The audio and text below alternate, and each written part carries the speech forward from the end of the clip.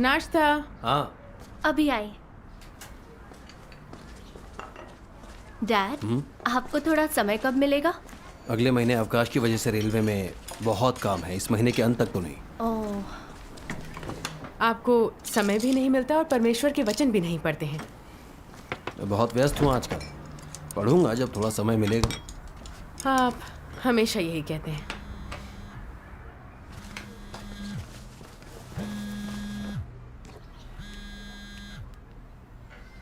Hello Xinjing, जांग दंपति मुसीबत में है।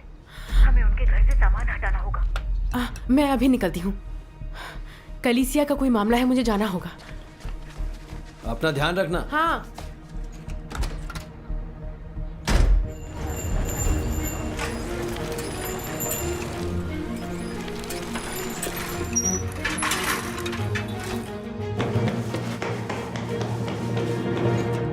Mrs Liang. लिन, परमेश्वर के वचनों की पुस्तकें कहाँ हैं? मुझे नहीं पता। ढूंढो अभी। मिसेस लियांग, हुआ क्या है? तुम्हारे मम्मी पापा सुसमाचार साझा करते हुए गिरफ्तार हो गए हैं। हमें पुस्तकें तुरंत हटानी होंगी। जल्दी। हाँ जल्दी। हाँ, मैं देखती हूँ कहाँ रखी है।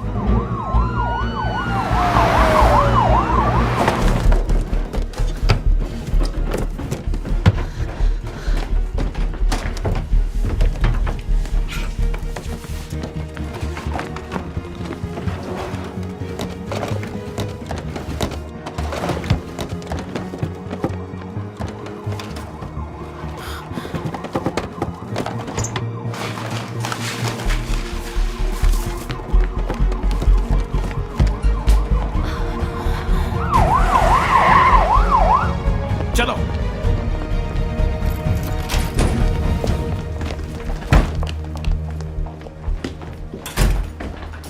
सब जगह ढूंढो।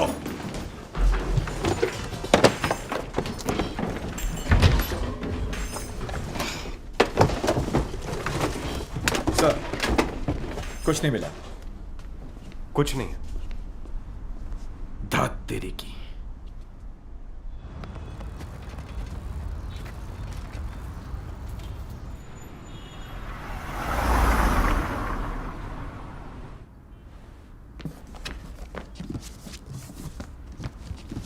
पिछले दिनों में आसपास की कलीसिया के कई भाई बहन गिरफ्तार हुए हैं।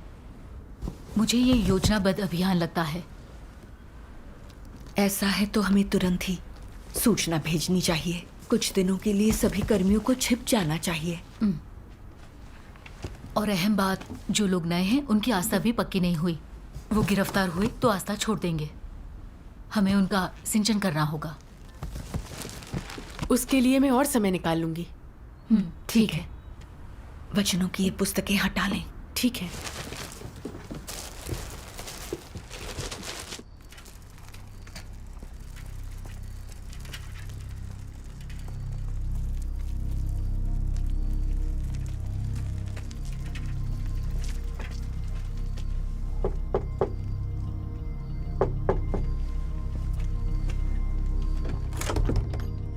बहन आऊं? आ जाओ जल्दी।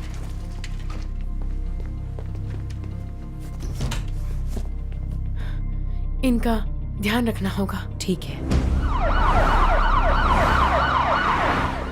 यहाँ रहना ठीक नहीं। मेरे साथ आओ, जल्दी अपना सामान लो।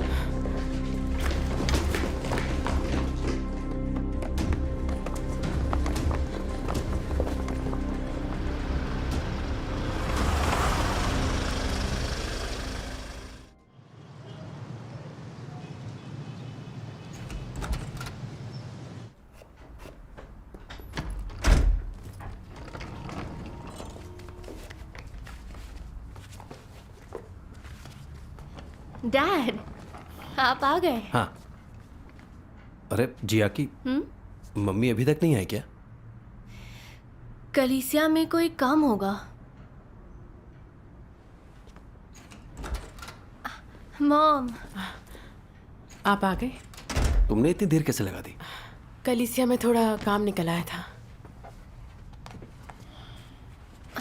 लाइए, मैं रख देती हूँ। हाँ। स्कूल में सब ठीक है? हाँ, ठीक ही है।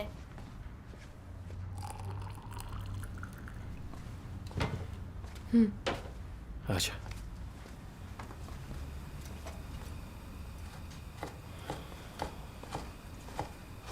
अरे तुम्हें पता है, सुसमाचार का प्रचार कर रहे मेरे सहकर्मी झांग और उसकी पत्नी गिरफ्तार हो गए। पता है। कम्युनिस्ट पार्टी विश्वासियों पर कड़ी कार्रवाई कर रही है। अगर विश्वासी रखना है तो घर में रहकर करो, सभाओं में जाने की जरूरत नहीं है। अरे क्या कह रहे हैं आप? सभाओं के बिना भी कोई आस्था होती है क्या? पार्टी तो बरसों से विश्वासियों को गिरफ्तार कर रही है।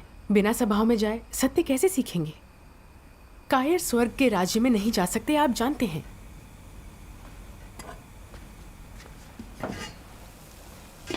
पर वो लोगों से विश्वासियों की रिपोर्ट करवाने के लिए हर तरकीब अपना रहे हैं। तुम जब सभाओं में जाती हो, तुम्हें पता नहीं होता कि तुम पर कितने लोगों की नजर है। बहुत ज्यादा खतरा है। अगर तुम गिरफ्तार हो गई तो हमारा परिवार तबाह हो जाएगा।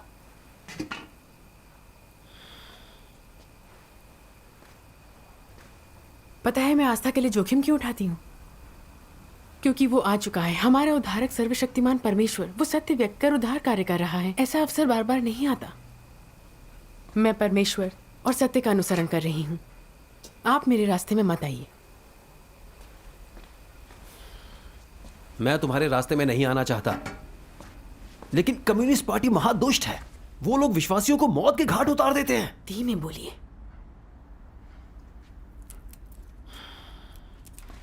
तुम्हें पता है ना कि झांग दंपति के साथ क्या हुआ? मिसेस झांग अभी चल भी नहीं पा रही। अगर ब्यूरो ने जमानत ना कराई होती तो वो जेल में ही मर गई होती। अगर तुम गिरफ्तार हो गई तो या मरोगी या जिंदगी भर जेल में सड़ोगी। मुझे सिर्फ तुम्हारा ख्याल है।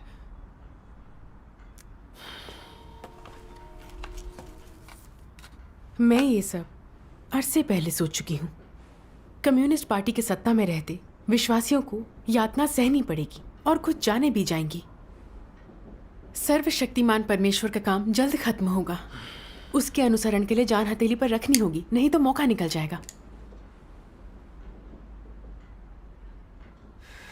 मैं जानती हूँ यही सच्चा मार्ग है। मुझे यातनाओं का खौफ नहीं। मुझे मत समझाइए। अगर तुम्हें कोई खौफ नहीं है तो कम से कम मेरा तो ख्याल करो। अगर तुम जेल चले गई तो मेरा कितना अपमान होगा। मेरे दोस्त और सहकर्मी क्या सोचेंगे? मेरी इज्जत खराब हो जाएगी।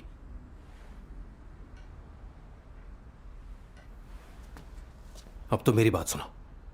आज से तुम सभाओं में नहीं जाओगी। ताश खेलो, बाहर शराब पीने जाओ, जो करना है करो, पर कोई धार्मिक गतिविधि नहीं। ये आप कैसी बातें कर रहे हैं? अब मैं समझी कि आपकी तथाकथित आस्था बिल्कुल झूठी है। आप गैर विश्वासी हैं। जो कहना है कहो, लेकिन अब तुम कलीसिया नहीं जाओगी। परमेश्वर में आस्था मेरा हक है। मैं इस राह पर चल पड़ी हूं। आप दखल मत दीजिए। अब जबान खोली तो मुझे मेरी आस्था से दूर नहीं कर सकते। नहीं मानोगी। दिमाग खराब हो गया है। डैड, मॉम को मत मारो। आप ठीक है ना? मैं ठीक हूं बेटा।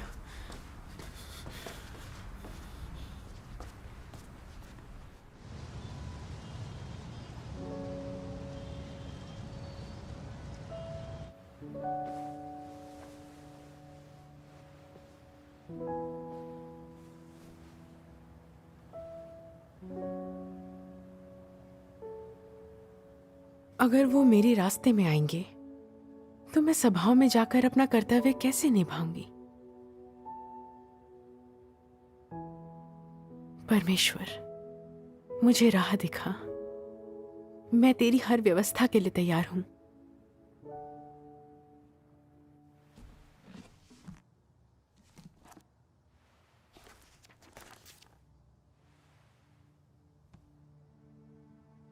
यदि कई चीजें तुम्हारी धारणाओं के अनुरूप ना हो तो भी तुम उन्हें दरकिनार कर उनसे परमेश्वर के कर्मों का ज्ञान पा सकते हो। यदि शुद्धिकरण के बीच तुम परमेश्वर के प्रति प्रेम दिखाते हो तो यह गवाह होना है। यदि तुम्हारा घर शांतिपूर्ण है, तुम देह के आराम का आनंद लेते हो, कोई भी तुम्हारा उत्पीड़न नहीं करता है और कलीसिया में तुम्हारे भाई बहन तुम्हारा आज्ञा पालन करते हैं, तो क्या तुम परमेश्वर के लिए प्यार से भरा अपना हृदय प्रदर्शित कर सकते हो? क्या यह परिस्थिति तुम्हारा शुद्धिकरण कर सकती है? केवल शुद्धिकरण के जरिए ही तुम परमेश्वर के प्रति अपना प्रेम दिखा सकते हो। केवल उन्हीं चीजों के जरिए तुम पूर्ण बनाए जा सकते हो जो तुम्हारी धारणाओं के विपरीत हैं।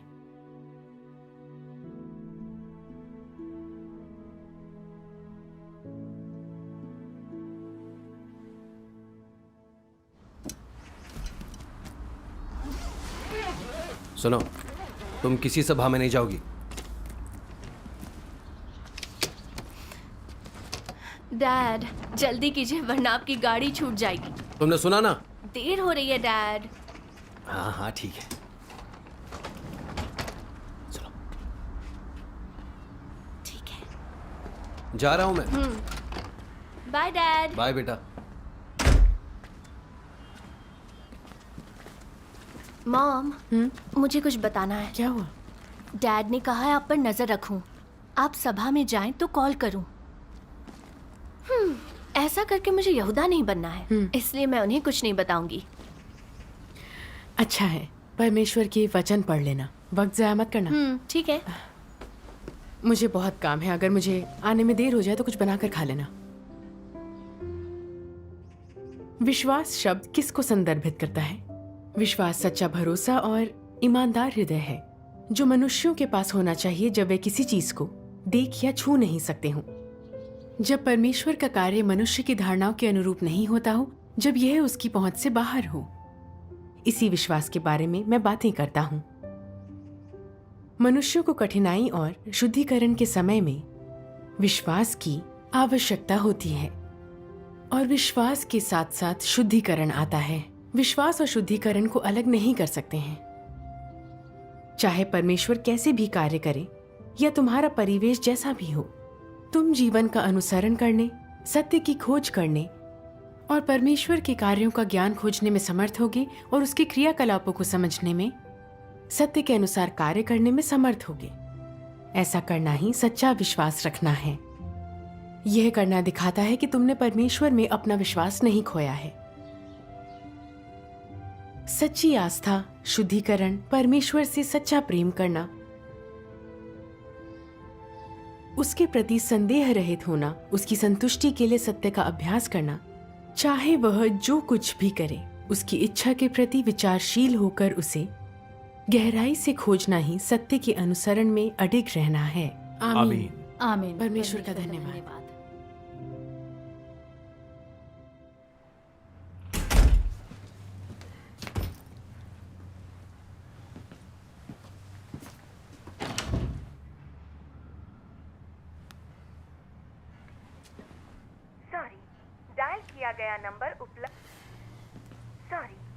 डायल किया गया नंबर उपलब्ध नहीं है।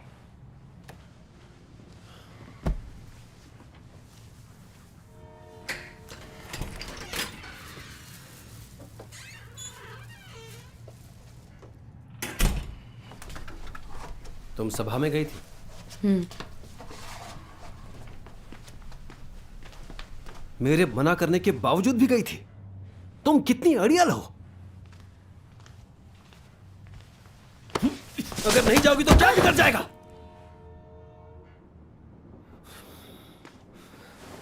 अब तुम हरगिज नहीं जाओगी, सुन रही हो?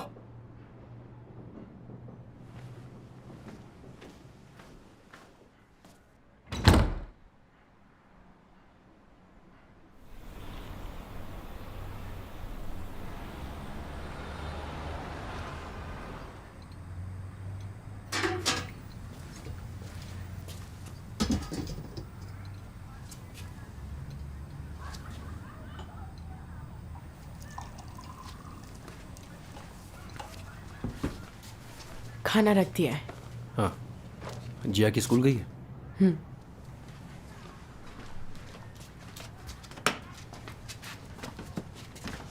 तुम फिर सभा में जा रही हो?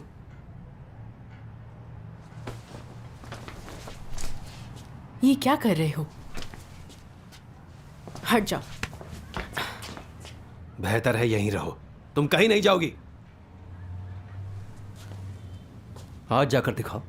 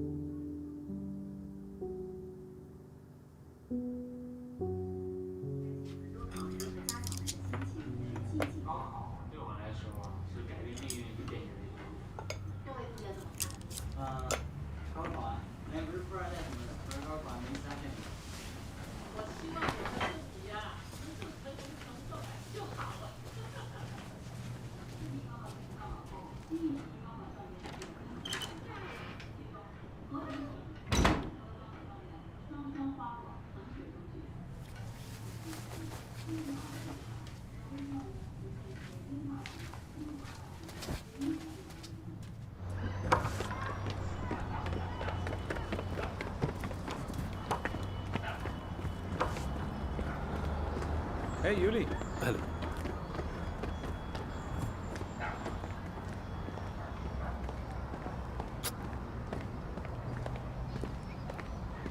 मेरा पीछा क्यों कर रहे हो?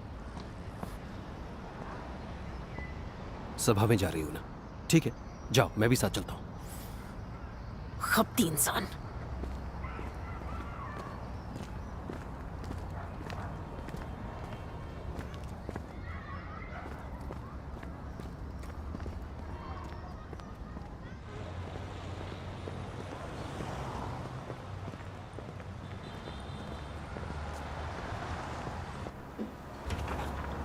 हेलो सिंह जी। हेलो। यूली, आप यहाँ? हाँ, सुनो शाहुए, हाँ, आजकल काम कैसा चल रहा है? ठीक चल रहा है। अच्छा,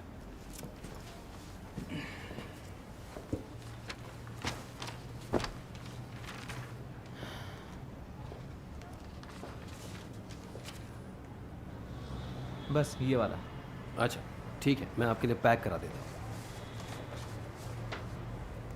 मिलते हैं। ध्यान रखिए, जल्दी मिलेंगे। बाय।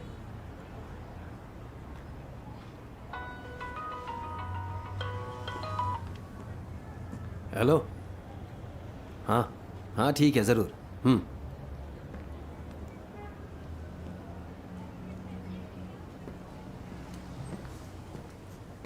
मैं थोड़ी देर के लिए बाहर जा रहा हूँ, सभा में मत जाना।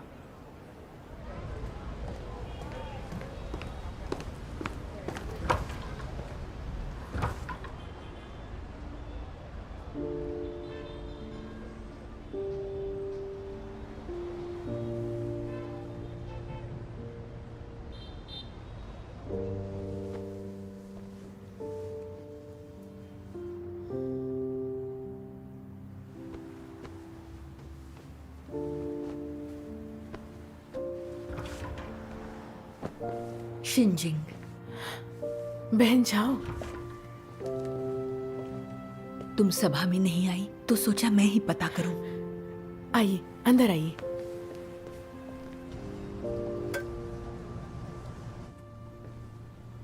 जांग दंपत्ति की गिरफ्तारी के बाद यूली मुझे सभाओं में नहीं जाने दे रहा है। काम से लौटते ही मुझसे झगड़ता है।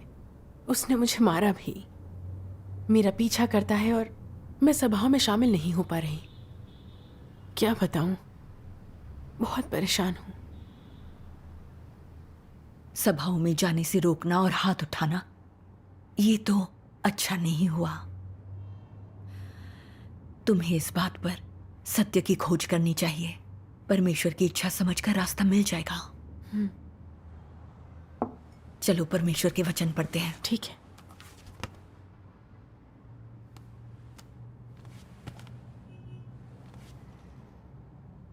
परमेश्वर द्वारा मनुष्य के भीतर किए जाने वाले कार्य के प्रत्येक चरण में बाहर से यह लोगों के मध्य अंतःक्रिया प्रतीत होता है, मानो यह मानव व्यवस्थाओं द्वारा या किसी तरह के मानवीय हस्तक्षेप से उत्पन्न हुआ हो। पर्दे के पीछे सब कुछ शैतान और परमेश्वर के बीच बाजी है, जिसमें अपेक्षित है कि लोग परमेश्वर के लिए गवाही दें। जब अय्यूब की परीक्षा हुई तब पर्दे के पीछे शैतान ने परमेश्वर से एक दाव लगाया था।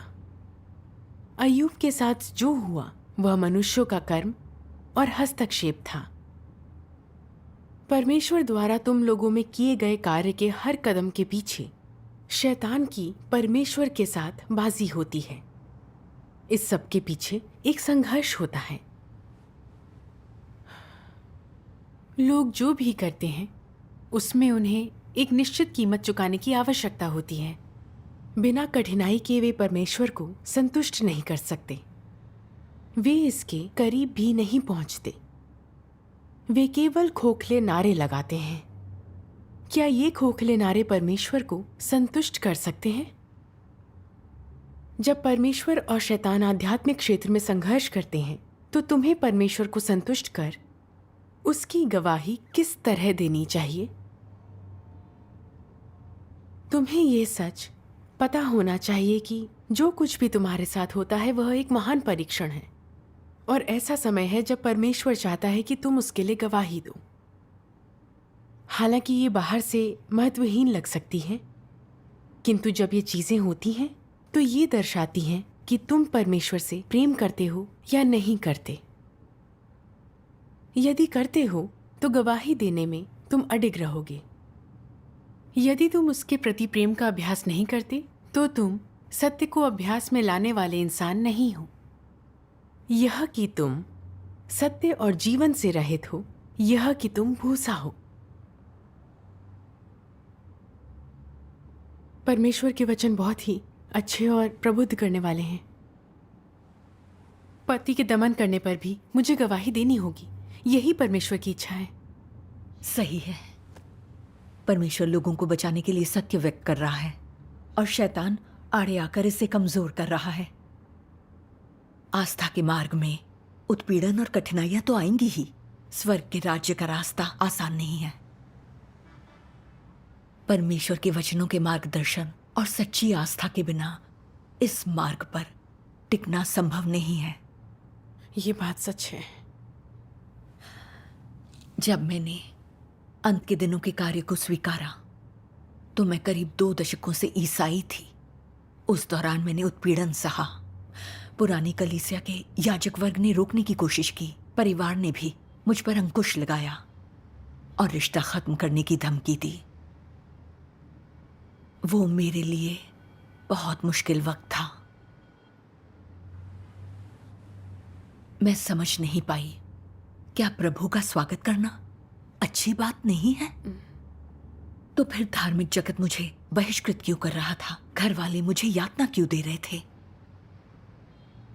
परमेश्वर के वचनों ने ही मुझे प्रबुद्ध किया और मुझे समझाया कि शैतान मेरे घर वालों की पाबंदियों और याजक वर्ग के हमलों और निंदा का इस्तेमाल करके मुझे अंत के दिनों के मसीह के अनुसरण से रोक रहा है। वो लोग मुझे धर्म में ही उलझा कर रखना चाहते थे ताकि मैं उनकी मानूं और नरक में जा पड़ूं। शैतान वाकई दुष्ट है। इस बात के एहसास से मुझे बहुत बल मिला। मैं शैतान की चालों में बिल्कुल नहीं फंस सकती, क्योंकि मैंने सच्चा मार्ग पा लिया था। अब चाहे शैतान कितनी भी रुकावटें डाले, मैं जोखिम के लिए तैयार थी। परमेश्वर की गवाही देने के लिए अडिग थी। आमीन। तो मैंने घर वालों से कह दिया, जोर जबरदस्ती से कुछ नहीं होगा। मैं इस मार्ग पर चल पड़ी हूं। मैं ये हड्डियों का ढांचा परमेश्वर को सौंप रही हूं। परमेश्वर का धन्यवाद। उसके बाद वे मेरे रास्ते की रुकावट नहीं बने। शैतान को अपमानित और पराजित होते देख मैंने परमेश्वर का आभार व्यक्त किया। परमेश्वर का धन्यवाद। परमेश्वर ने संकट में मेरा मार्गदर्शन किया। मुझे पता नहीं था कि आपने इतनी मुसीबतें झेली। आपने बहुत सहा है। आपकी संगति मेरे लिए सहायक है। अंत के दिनों के मसीह का अनुसरण आसान नहीं, पर अब मैंने निश्चय कर लिया है कि मैं अपने पति के उत्पीड़न के बावजूद गवाही दूंगी। मैं घुटने नहीं टेकूंगी। परमेश्वर का धन्यवाद। परमेश्वर का धन्यवाद।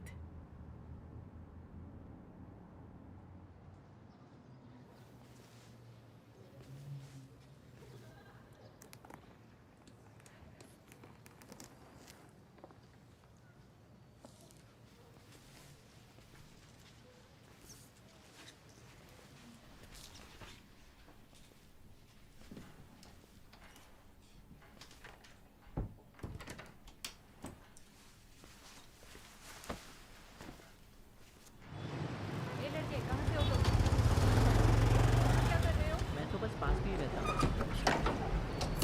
अरे घर ही जा रहा हूँ। ठीक है, जा सकते हो। हेलो, मेरी बाइक खराब हो गई है, आप जरा देखेंगे? जरूर, आओ अंदर ले लो। हाँ ठीक है। इन दिनों तुम्हारी स्थिति कैसी है? उतनी अच्छी नहीं है। आप लोग शुरू कीजिए, मैं नजर रखता हूँ। ठीक है। ठीक है। गलियां रेड आर्म बैंड से भरी हैं। वो लोग कड़ी पहरेदारी कर रहे हैं। हाँ, विश्वासियों को गिरफ्तार किया जा रहा है और स्थानीय निगरानी के जरिए लोगों से रिपोर्ट करवा रहे हैं। मिलना जुलना मुश्किल होता जा रहा है। हाँ, कुछ दिन पहले मैं एक सभा में थी और किसी ने रिपोर्ट कर दी। अगर हमारे लोग उन पर नजर न रखते तो हम गिरफ्तार हो जाते। गिरफ्तार होने की संभावना बहुत बेचैन कर देती है। सभा में भाग लेते हुए हम विवश महसूस करते हैं। हमारी आस्था उतनी पक्की नहीं है। सच है। चलो परमेश्वर के वचन पढ़ते हैं। ठीक है। पृष्ठ 625। चूंकि परमेश्वर का कार्य उस देश में आरंभ होता है जहां उसका विरोध होता है, इसलिए परमेश्वर के कार्य को भयंकर बाधाओं का सामना करना पड़ता है और उसके बहुत से वचनों को संपन्न करने में समय लगता है। इस प्रकार उसके वचनों के परिणाम स्वरूप लोग शुद्ध किए जाते हैं, जो कि कष्ट झेलने का भाग भी है। परमेश्वर के लिए बड़े लाल अजगर के देश में कार्य करना आसान नहीं है, परंतु इस कठिनाई से परमेश्वर कार्य का एक चरण पूरा करता है, अपनी बुद्धि और अद्भुत कर्म दर्शाता है और इस अवसर के जरिए लोगों के इस समूह को पूर्ण बनाता है। आमीन। आमीन। आमीन। और पृष्ठ 547।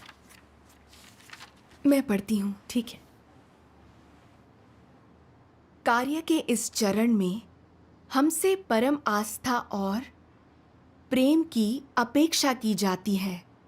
थोड़ी सी लापरवाही से हम लड़खड़ा सकते हैं, क्योंकि कार्य का ये चरण पिछले सभी चरणों से बिल्कुल अलग है। परमेश्वर मानव जाति की आस्था को पूर्ण कर रहा है, जो कि अदृश्य और अमूर्त दोनों है। इस चरण में परमेश्वर वचनों को आस्था में, प्रेम में और जीवन में परिवर्तित करता है। लोगों को तब तक शुद्धिकरण की आवश्यकता है जब तक उनकी आस्था अय्यूब से बड़ी न हो जाए। किसी भी समय परमेश्वर से दूर जाए बिना अविश्वसनीय पीड़ा और सभी प्रकार की यातनाओं को सहना आवश्यक है। जब वे मृत्यु तक आज्ञाकारी रहते हैं और परमेश्वर में विश्वास रखते हैं, तो परमेश्वर के कार्य का ये चरण पूरा हो जाता है। आमीन। आमीन। आमीन। परमेश्वर के वचन अद्भुत हैं, पढ़कर बहुत अच्छा लगता है। अब समझ आया, गिरफ्तारी और उत्पीड़न हमारी आस्था को पूर्ण बनाने के लिए है। सच में। हाँ। मुझे परमेश्वर का एक भजन याद आ गया। सच्चा विश्वास रखने वालों को परमेश्वर की स्वीकृति मिलती है। आमीन। 摩西击打磐石边有，耶和华所赐之水永流。那是因为他的心，因为他的心。大卫能鼓瑟弹琴，赞美耶和华。而且心中充满欢喜，那是因为他的心。约伯丢掉了满山的牛羊，失去了万贯家产，浑身长疮，那是因着他的心，他能听见耶和华的声音，看见耶和华的荣耀，那是因着他的心。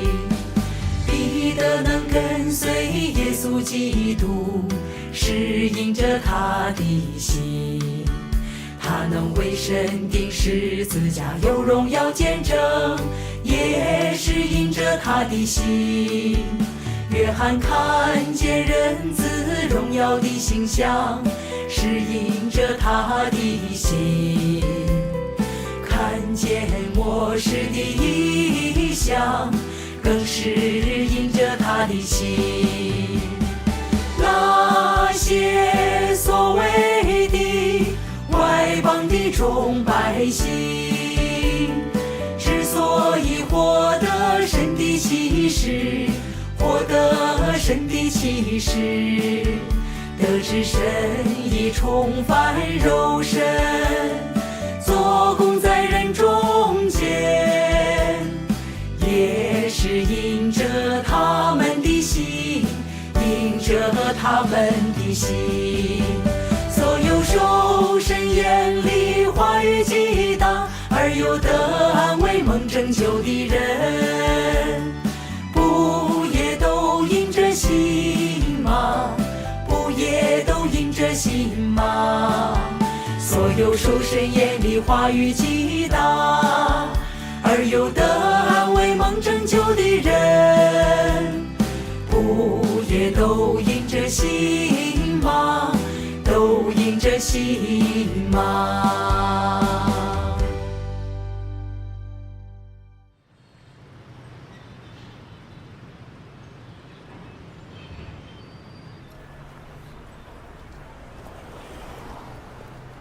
？लियान शिंजिंग कहाँ है? कुछ सामान लेने गई है। क्या वो अक्सर बाहर जाती है? नहीं, यूली आप आ गए? हाँ। ये पूछताछ कर रहे हैं। यूली, मेरे स्कूल के दोस्त वांगजुन। अरे क्या इत्तेफाक है। हाँ बिल्कुल। यहाँ क्या कर रहे हो? ये मेरी पत्नी का स्टोर है। आप लोग यहाँ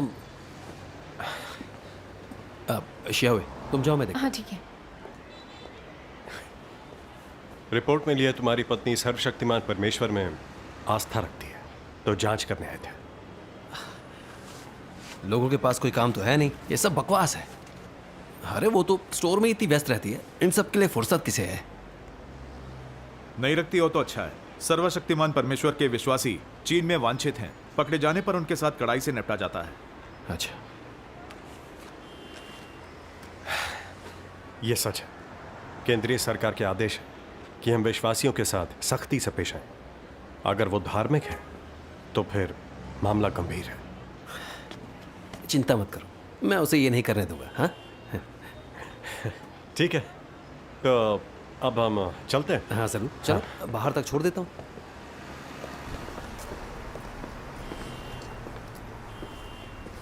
देखो यूली, हाँ, उन पर नजर रखना। अगर वो धार्मिक हुई तो पूरा परिवार फंस जाएगा। तुम चिंता मत करो। हाँ ठीक है, मैं चलता हूँ। हाँ बाय।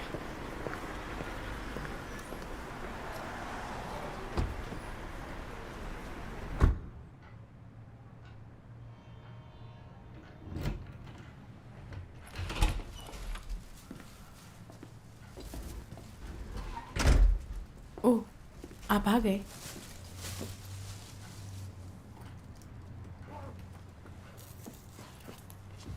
तुम सभा में गई थी? हाँ, गई थी।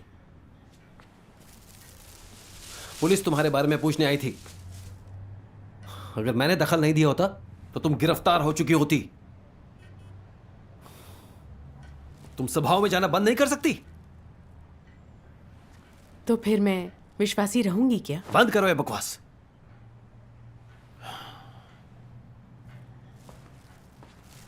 शुक्र है अधिकारी मेरा सहपाठी निकला। उसने कहा कि सर्वशक्तिमान परमेश्वर के विश्वासी राजनीतिक अपराधी हैं। पकड़े जाने पर उनका पूरा परिवार फंस जाता है। तुम्हारी आस्था ने पहले ही मेरे और जियाकी के भविष्य को दांव पर लगा दिया है। ये बात तुम्हें समझ में नहीं आती? मेरी आस्था से आपका भविष्य कैसे दांव पर लग गया? ऐसा क्यों है कि आप जैसे ही पार्टी को आस्था की निंदा करते सुनते हैं, आप विश्वास रखने से डरकर हाथ खड़े कर देते हैं? आप चाहे विश्वास ना रखो, लेकिन मुझे तो मत रोको। मैं आपको आराम तलब जीवन जीने से नहीं रोकती, तो आप भी मेरी आस्था के रास्ते में मत आइए। मैं तुम्हारी आस्था के खिलाफ नहीं हूं, लेकिन व्यावहारिक बनो। कम्युनिस्ट पार्टी बहुत ही दुष्ट है। सबको पता है वह विश्वासियों पर कड़ी कार्रवाई करके उन्हें गिरफ्तार कर लेती है।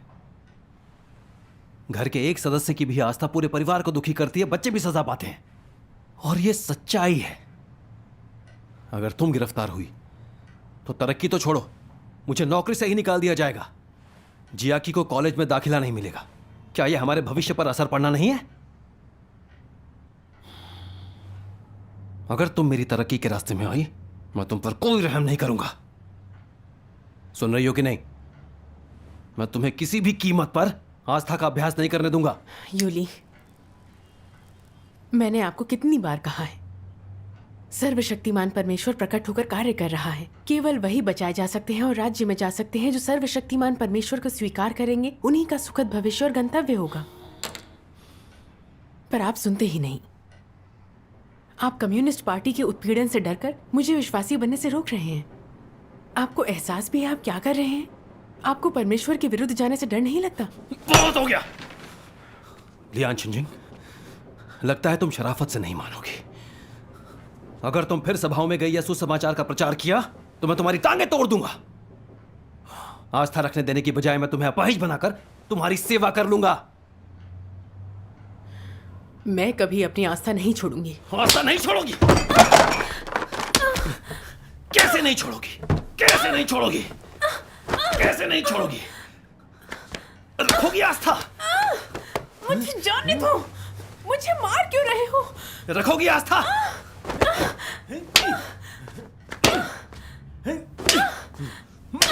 तुम शैतान हो। तुमसे तो मैं अच्छी तरह निपट लूंगा। अगर अब भी आस्था रखोगी तो मैं तलाक दे दूंगा।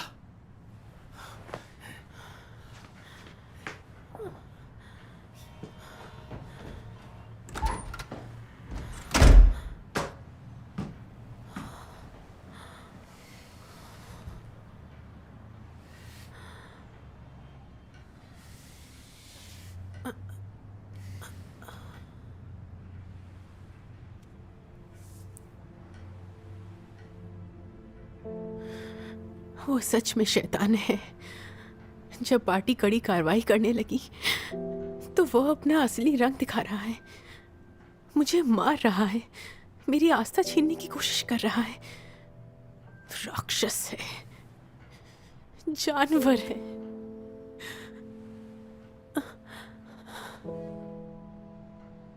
हमें तलाक ले ही लेना चाहिए।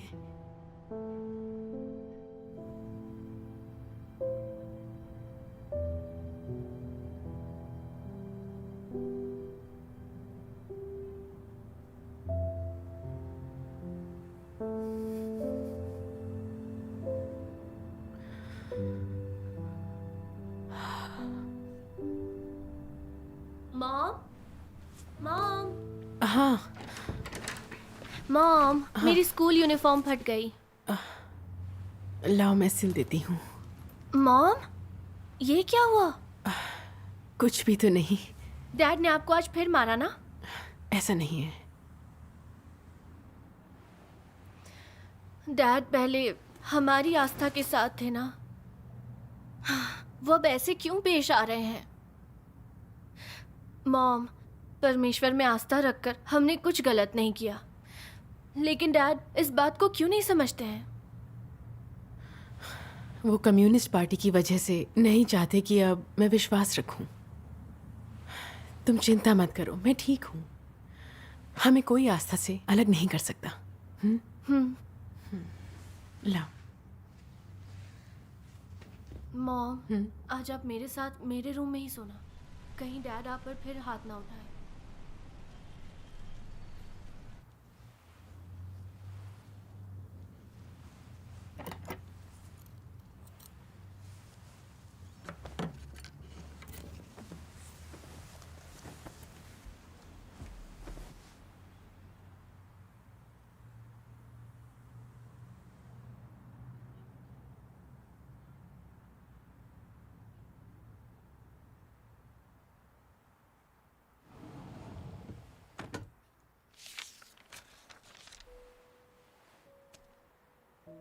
तुम लोगों के बीच एक भी व्यक्ति नहीं है जो व्यवस्था द्वारा सुरक्षित है।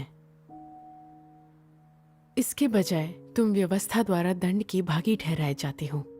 इससे भी अधिक समस्यात्मक यह है कि लोग तुम लोगों को समझते नहीं हैं, चाहे वे तुम्हारे रिश्तेदार हों, तुम्हारे माता पिता, तुम्हारे मित्र या तुम्हारे सहकर्मी हों।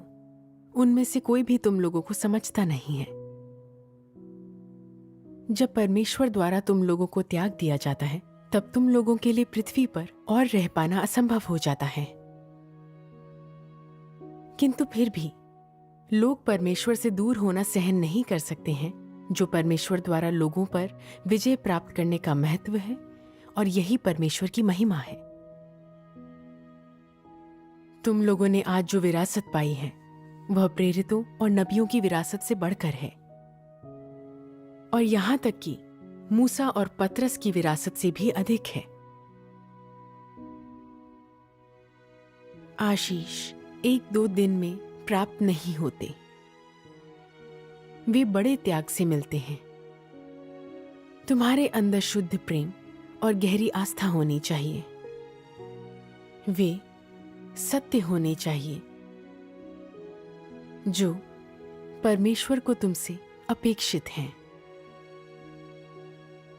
तुम्हें न्याय के प्रति दृढ़ रहना चाहिए,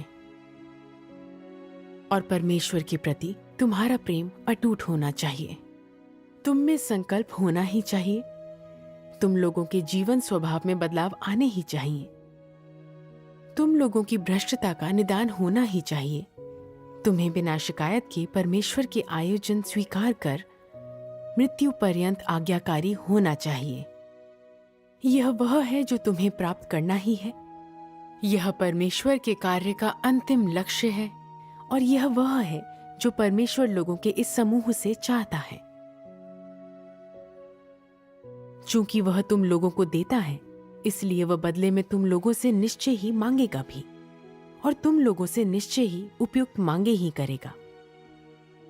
इसलिए परमेश्वर जो भी कार्य करता है उस सब का कारण होता है, जो दर्शाता है कि परमेश्वर का कार्य बार बार उच्च मानक तय करके कठोर अपेक्षाएं क्यों रखता है। यही कारण है कि परमेश्वर के प्रति विश्वास तुम में समाया होना चाहिए।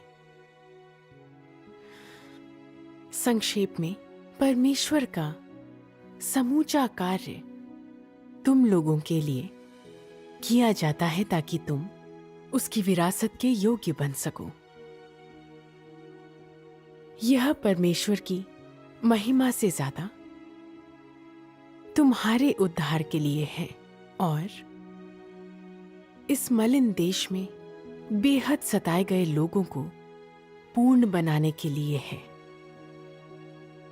तुम लोगों को परमेश्वर की इच्छा समझनी चाहिए।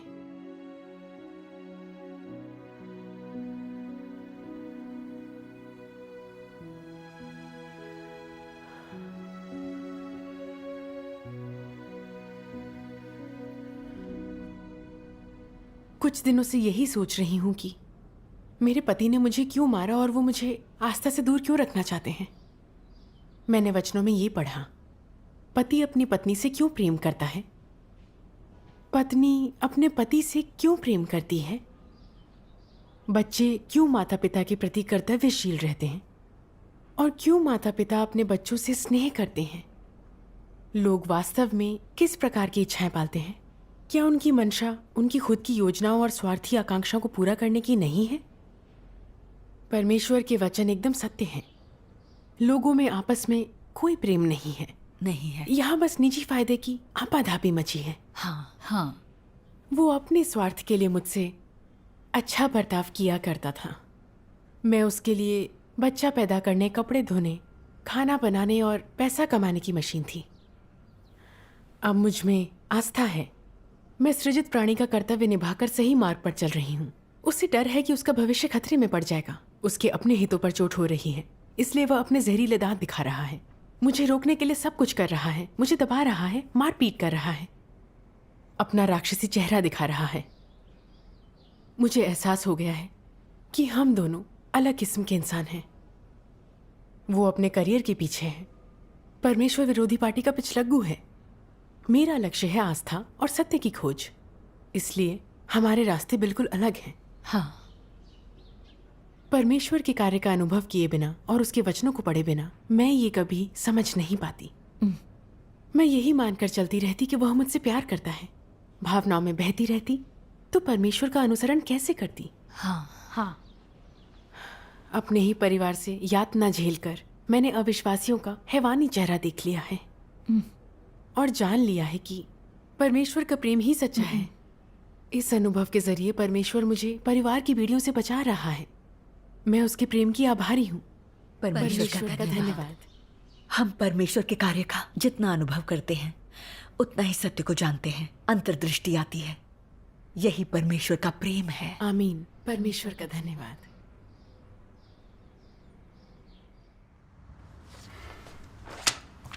ब्यूरो ने मुझे गारंटी देने के लिए कहा है कि हम धार्मिक नहीं हैं। मैंने हस्ताक्षर कर दिए, देख लो एक बार। अगर तुम्हारी आस्था जारी रही तो मेरी नौकरी जाती रहेगी। जिया की कॉलेज नहीं जा पाएगी। देखो, आज तुम्हें वादा करना होगा कि तुम अपनी आस्था छोड़ दोगी, उसके बाद सब ठीक हो जाएगा। मैं आस्था त्यागने का वादा नहीं करूंगी। आप जानते हैं कि मैंने बरसों परमेश्वर में आस्था रखी है। मेरा स्वास्थ्य सुधरा और मैं खुश हूँ। मैंने कुछ सत्य जाने हैं कि कैसे इंसान नेक बन सकता है। यही जीवन का सही मार्ग है। मुझे आस्था से दूर मत करिए। तुम्हारी आस्था सही कैसे हो सकती है? अगर तुम उस पर टिकी रही तो मेरी नौकरी चली जाएगी, सोच लो। यही हमारी रोजी रोटी है, फिर गुजारा कैसे होगा? अब कान खोलकर सुनो, खबरदार जो परमेश्वर में आस्था का राग अलापा। मैं अपनी आस्था से रत्ती भर भी नहीं डिगूंगी। क्या कहा? नहीं डिगोगी? आस्था अभी भी परमेश्वर चाहिए? घर से बाहर निकल गया। आस्था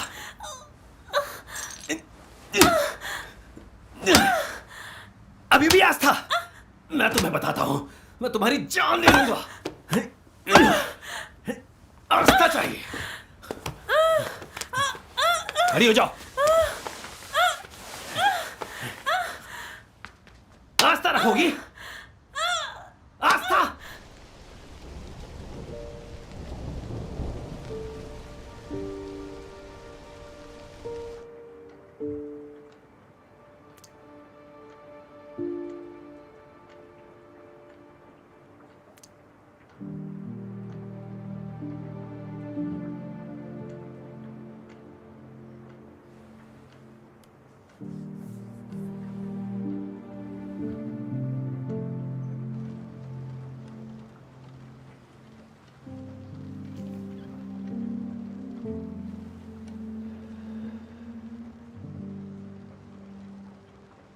तुमसे आखिरी बार पूछता हूं,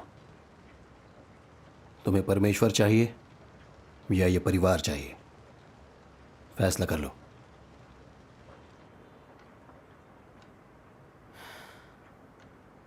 फैसला अब भी आस्था है।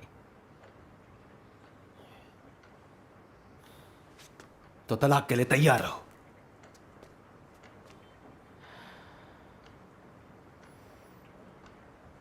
परमेश्वर में मेरी आस्था के कारण पिछले कुछ सालों में तुमने मुझे दर्जनों बार पीटा है और अब तलाक की धमकी दे रहे हो? तुम्हारा जमीन मर चुका है। तुम राक्षस हो। अब तुम्हारे साथ रहना नामुमकिन है। हमारे रास्ते अलग हैं। मुझे इतनी बार मारपीट क्यों करनी पड़ी? उसके बाद भी मैं तुम्हें सुधार नहीं सका। आखिर तुम चाहती क्या हो?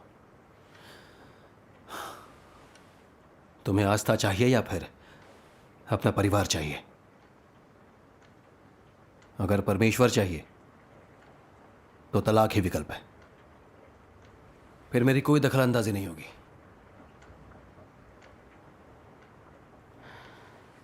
अगर तलाक ही लेना चाहते हो तो यही सही।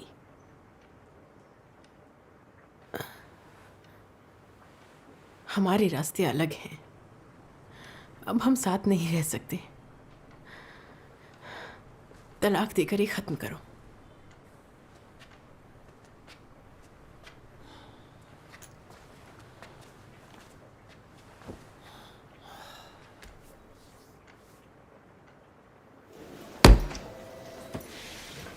ये लीजिए।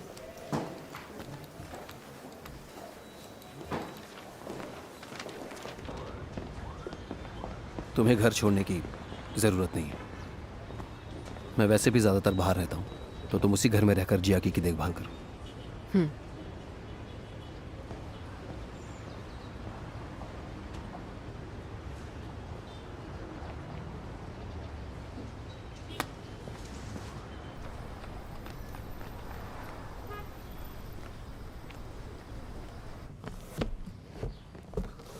पहले तो मैं तलाक चाहती नहीं थी। बेटी की वजह से समझौता कर रही थी।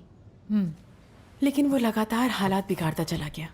मुझे परिवार और मेरी आस्था में से एक को चुनने को कहा, तो मैं परमेश्वर को चुनकर तलाक के लिए तैयार हो गई। अब मैं पूरी तरह से आज़ाद हूँ। अब मुझे ना वो बांध सकता है ना परिवार। अब मैं परमेश्वर के लिए समर्पित हूँ। ये उसका अनुग्रह और आशीष है। परमेश्वर का धन्यवाद। तुम दोनों के रास्ते बिल्कुल अलग हैं। वो अंकुश रखने वाला इंसान है। ये शादी सफल हो ही नहीं सकती थी। अगर वो यही चाहता था तो तलाक ही विकल्प था। कष्टों को घसीटने से क्या फायदा? जो हुआ अच्छा हुआ। अब तुम आजाद हो।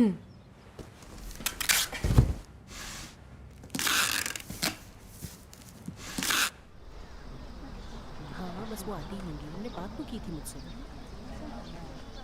अच्छा है तुम सब यहाँ हो। हाँ। कुछ निर्देश आए हैं नगर निगम रोकथाम समिति की बैठक से। हर गली मोहल्ले और गांव में घर घर जाकर विश्वासियों का पता लगाना है। हाँ, तुम लोग अपना अपना एरिया पकड़ लो और अच्छा काम करो। अरे वो लियांग शिंजिंग है ना?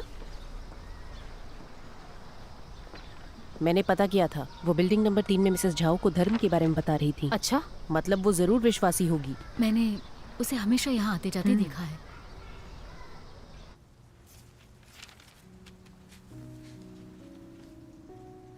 जिस क्षण तुम रोते हुए इस दुनिया में आते हो, उसी पल से तुम अपना कर्तव्य पूरा करना शुरू करते हो। परमेश्वर की योजना और उसके विधान के लिए तुम अपनी भूमिका निभाते हो और तुम अपनी जीवन यात्रा शुरू करते हो।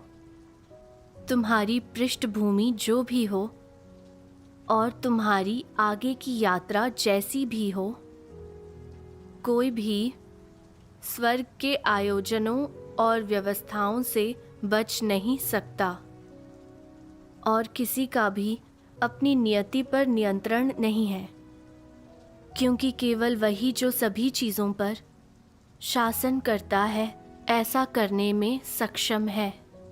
आमीन। आमीन। चूंकि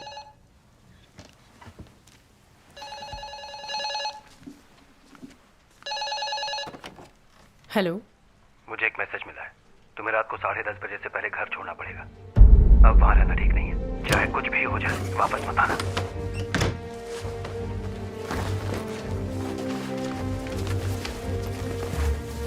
बेटा अपना ध्यान रखना और वचन पढ़ती रहना। अगर कोई परेशानी आए तो प्रार्थना करना। मुझे अब कुछ दिन छिपकर रहना पड़ेगा, ठीक है बेटा?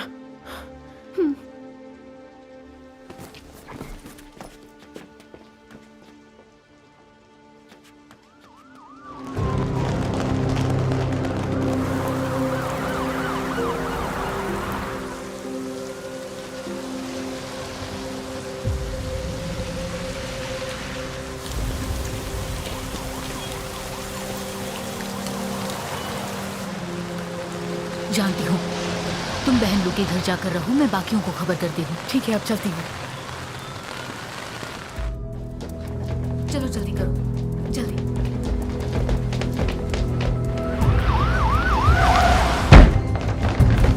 ये क्या कर रहे हैं? हिलने मत। आप लोग कौन है?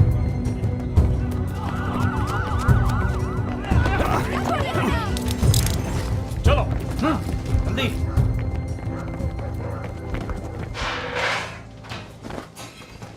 ये लड़की, तुम्हारी मम्मी के आते ही हमें फौरन खबर करना। अगर खबर नहीं की तो तुम भी अंदर जाओगी। चलो हो गया यहाँ।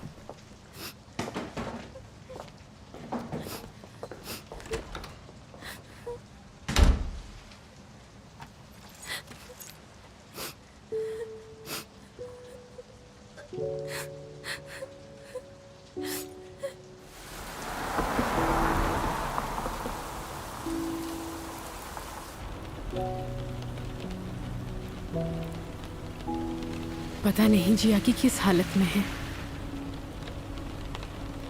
परमेश्वर, जियाकी के साथ रहना और उसे शक्ति देना।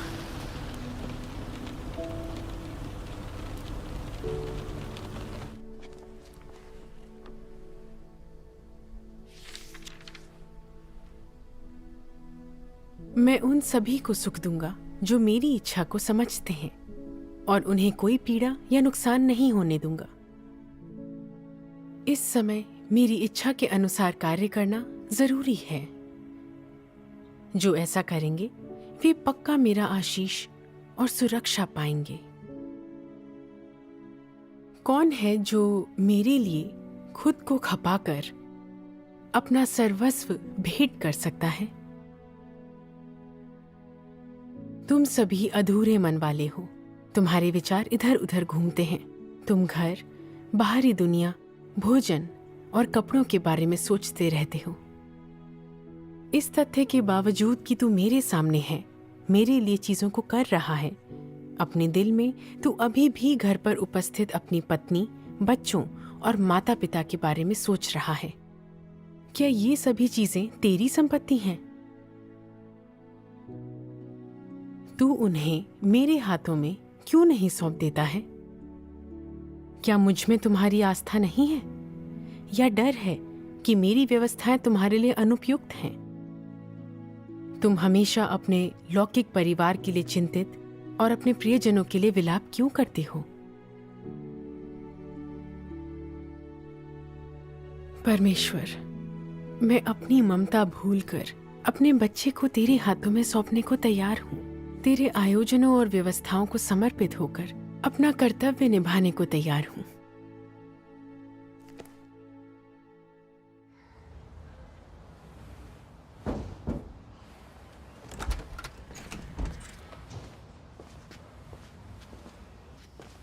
बहन लियांग, आज कुछ लोग गैस की जांच करने आए थे।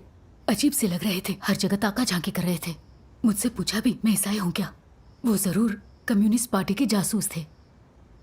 यहाँ रहना ठीक नहीं। हम पर पार्टी की नजर है, हमें निकलना होगा।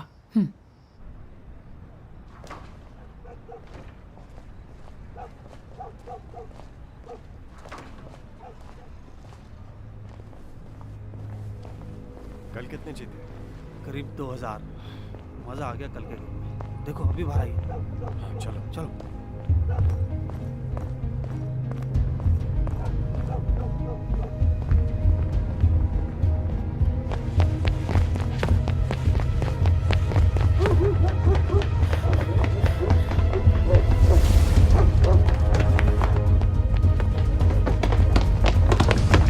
उस तरफ जाओ।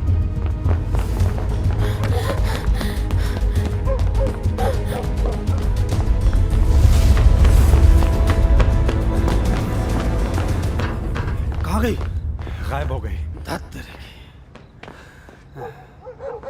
वहां देखते हैं।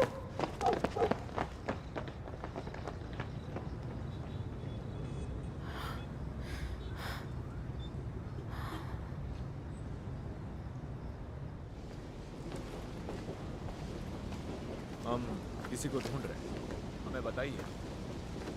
किसी ने हाल ही में लियांग शिंगजिंग को देखा है? नहीं, अगर देखेंगे तो जरूर खबर कर देंगे। वो चौथी मंजिल पर रहती है। जानती हूँ।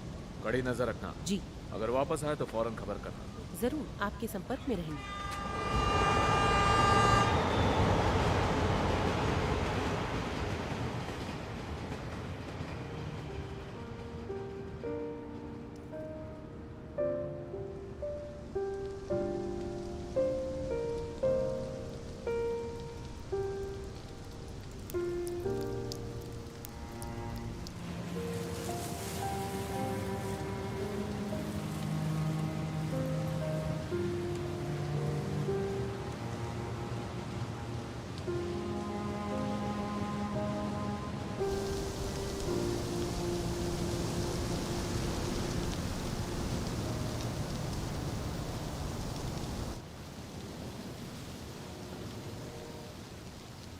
हेलो जी आकी।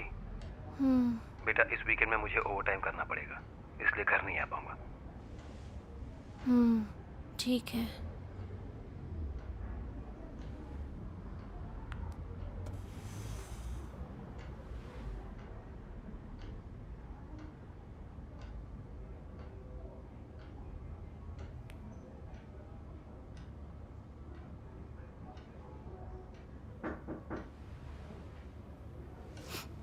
कौन है? मैं हूँ मिसेस माँ, दरवाजा खोलो।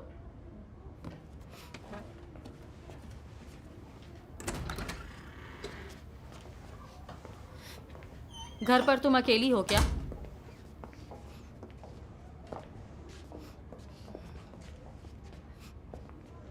तुम्हारी मम्मी वापस आ गई? नहीं आई। मॉम की आस्था अपराध नहीं है, आप लोग उनके पीछे क्यों पड़े हैं? क्या? सरकार इजाजत नहीं देती, इसीलिए आस्था एक अपराध है। बेवकूफ लड़की। जैसे ही तेरी मम्मी आए हमें खबर करना। अगर तू नहीं करेगी तो उसे छुपाने के जुर्म में तुझे भी जेल हो जाएगी। सुना तूने? चलो चले। उसके आते ही हमें खबर करना।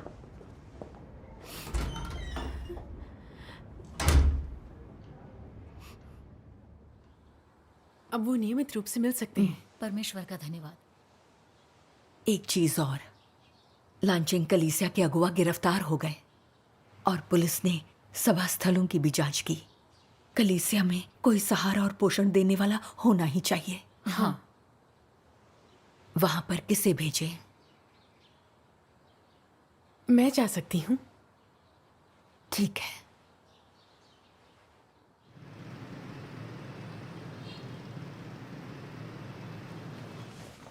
बहुत कम लोग जानते हैं कि बहनशु विश्वासी हैं। तुम यहाँ रह सकती हो। बढ़िया। लाई, मुझे दीजिए। अगर कुछ और चाहिए तो मुझे बता देना। ठीक है।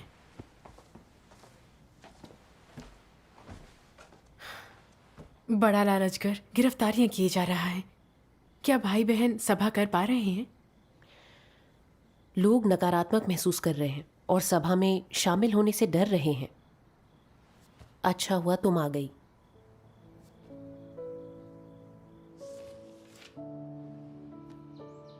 भविष्य में महान परीक्षण तुम्हारे ऊपर पड़ेंगे, किंतु आज यदि तुम परमेश्वर को सच्चे हृदय से प्रेम करते हो और चाहे कितने भी बड़े परीक्षण आए, चाहे तुम्हारे साथ कुछ भी हो, अगर तुम गवाही में अडिग रहकर परमेश्वर को संतुष्ट कर पाओ, तब तुम्हारे हृदय को सांत्वना मिलेगी।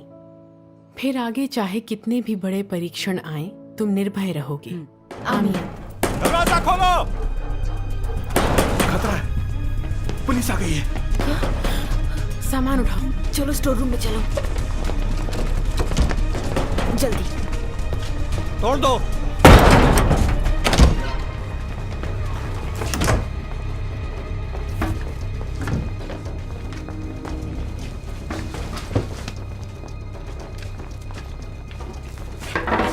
इधर आ जाओ जल्दी।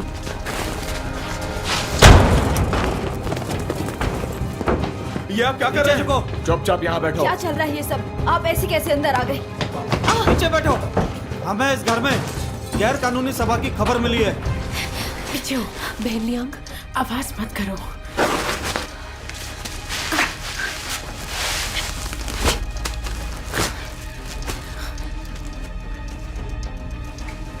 पूरे घर की तलाशी लो। सर पीछे कोर्टयार्ड है।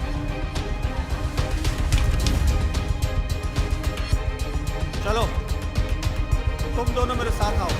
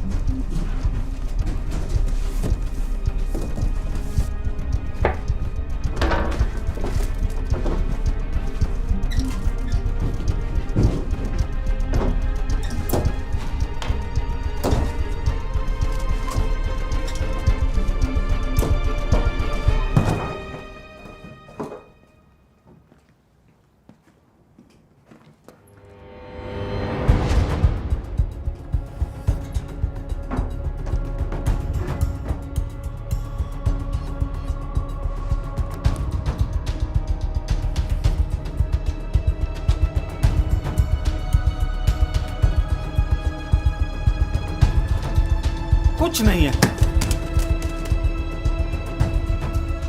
वापस चलो।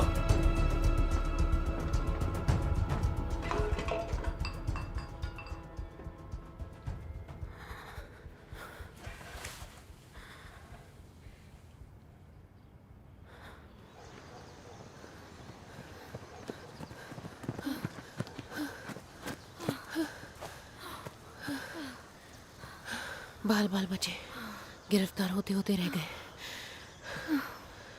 थोड़ा आराम कर लो। हाँ, मेरा तो कलेजा मुंह को आ रहा था।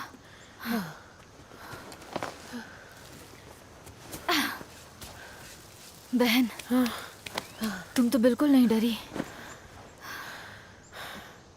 किसने कहा डरी नहीं? मेरा दिल अभी तक जोर से धड़क रहा है। तुम ठीक हो ना? जब सब कुछ ठीक चल रहा था तो मुझे लगता था मुझ में आस्था है, लेकिन कुछ होते ही मैं इतनी कायर कैसे बन जाती हूँ? शायद मेरे अंदर आस्था की कमी है। शुरू शुरू में तो सभी डरते हैं, लेकिन इससे गुजरकर और परमेश्वर का मार्गदर्शन और सुरक्षा देखकर आस्था आने लगती है। अगर परमेश्वर ना चाहे तो बड़ा लालचगर तुम तक नहीं पहुंचेगा। सही है। अगर परमेश्वर चाहता है कि ऐसा हो तो जीवन दांव पर लगाकर सब उसके हाथों में सौंप देना चाहिए, फिर चाहे मरे या जिए। सही है। परमेश्वर जो चाहे हमें समर्पित होकर भरोसा करना है, शिकायत नहीं कर सकते। हाँ। मैं एक भाई को जानती हूँ जो 7 बार गिरफ्तार हुआ है और 2 बार सजा काट चुका है, फिर भी विश्वास रखकर वह अपना कर्तव्य निभाता है, और यही एक सच्ची आस्था है। हमने बहुत कुछ पाया है। हाँ, परमेश्वर का धन्यवाद। बड़े लाल अजगर ने जो गिरफ्तारियां और उत्पीड़न किया है, उसमें मैंने परमेश्वर की अद्भुत सुरक्षा देखी और मेरी आस्था बढ़ गई है। परमेश्वर का धन्यवाद। परमेश्वर का धन्यवाद। परमेश्वर सेवाकर्ता के रूप में इस्तेमाल करके उसके द्वारा दी गई यातनाओं के जरिए हमारे प्रेम को पूर्ण बना रहा है। ये आशीष है। आमीन। परमेश्वर का प्रेम महान है। हमें अपना कर्तव्य निभाकर उसको संतुष्ट करना चाहिए ताकि उसके प्रेम का प्रतिदान दे सकें। आमीन। चलिए एक भजन गाते हैं। बढ़िया बढ़िया। शुद्धिकरण के साथ विश्वास आता है।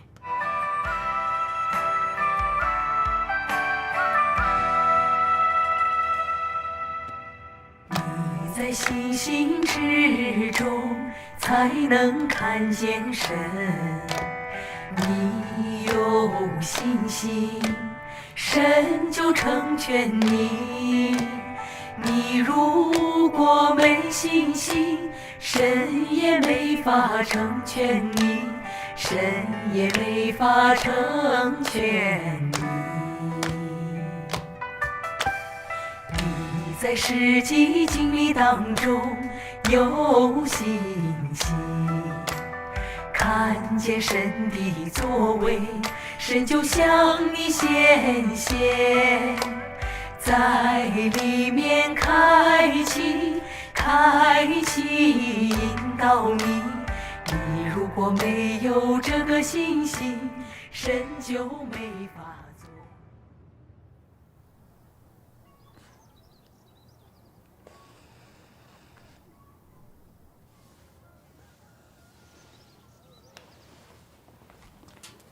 ये लीजिए। ओह, लो जैकेट सिल दी।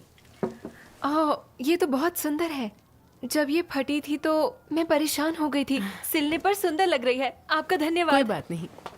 दादी, दादी, देखो मिसेस लियांग की सिलाई अच्छी है ना? बहुत अच्छी है।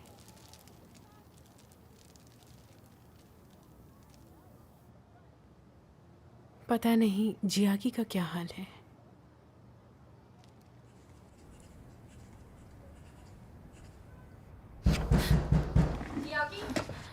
दरवाजा खोलो। जियाकी, मैं जानती हूँ तुम अंदर हो। दरवाजा खोलो। खोलो दरवाजा।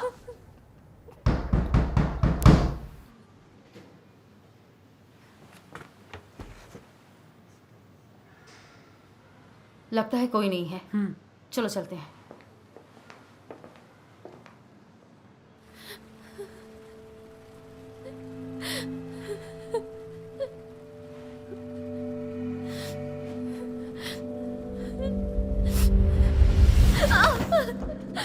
ये आप क्या कर रहे हैं? हमसे छिपेगी? हाँ, तुझे लगता है हम पकड़ नहीं सकते? हमसे भागोगी पिद्दी छोकरी? तुम्हारी मम्मी कहाँ है? मुझे नहीं पता।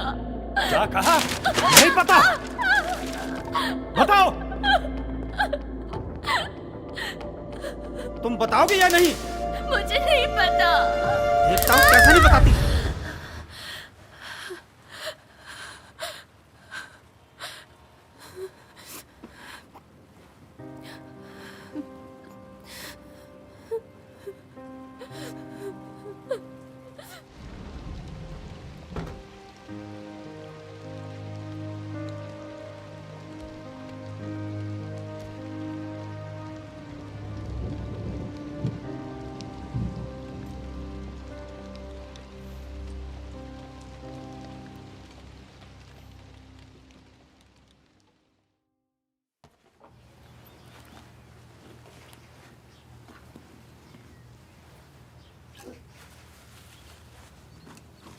शिनजिंग जी। सहकर्मियों की बैठक से कब लौटोगी तुम? 3-4 दिनों में। हाँ, अपनी बेटी से भी मिलूंगी। 2 साल हो गए ना? वहाँ जरा ध्यान रखना। जी बिल्कुल।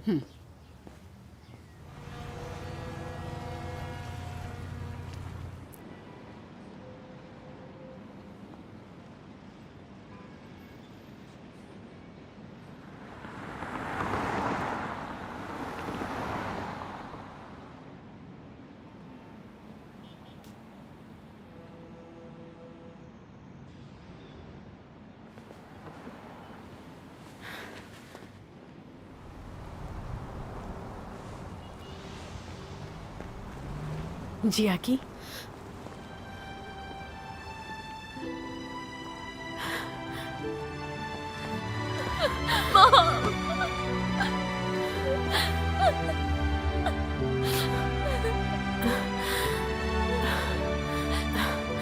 रो मत बेटा, कोई बात नहीं।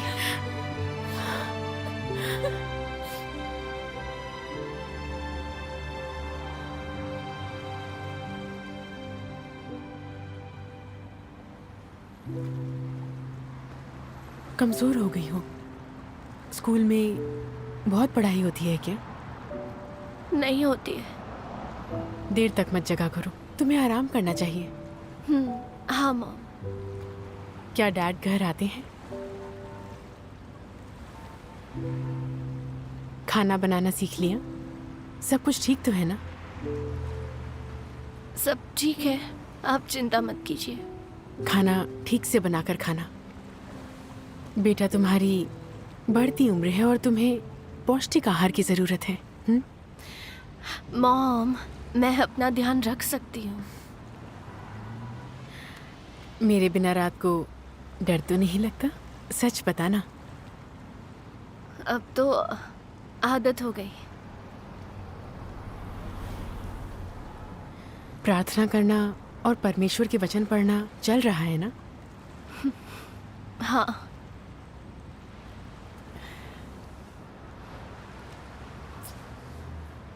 अरे,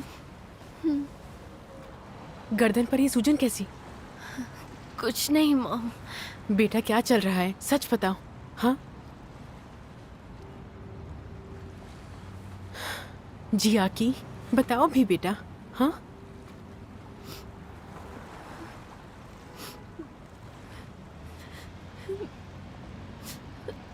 मुझे कैंसर है।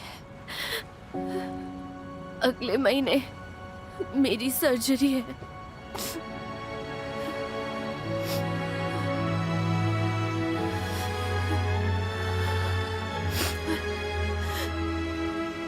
ये आखिर हुआ कैसे?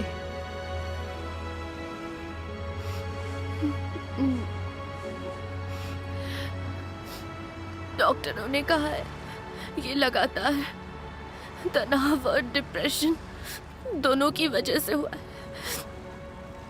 आपके जाने के बाद पुलिस और रेड आर्म बैंड्स आती रही और मुझे डरा धमका कर आपके बारे में पूछती रही। मेरे टीचर और सहपाठी सब मेरा मजाक उड़ाते थे।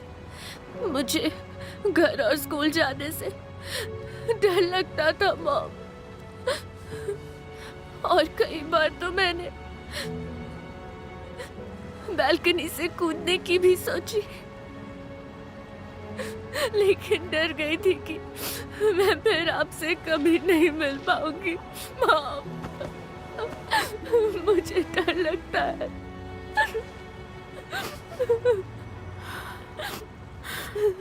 जी आकी, डरो मत। परमेश्वर हमारे साथ है, वही हमारा सहारा है।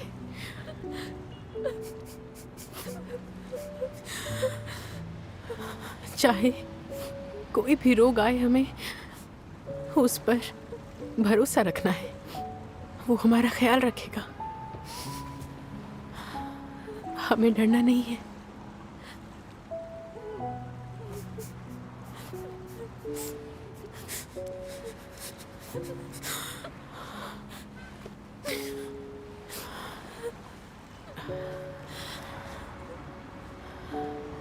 हम सर्वशक्तिमान परमेश्वर में विश्वास रखते हैं। वचन कहते हैं, सर्वशक्तिमान परमेश्वर एक सर्वशक्तिशाली चिकित्सक है। बीमारी में रहना मतलब बीमार होना, आत्मा में रहना मतलब स्वस्थ होना है। जीना मरना सब उसके हाथ में है। अगर हम प्रार्थना करेंगे तो वो हमारी मदद जरूर करेगा।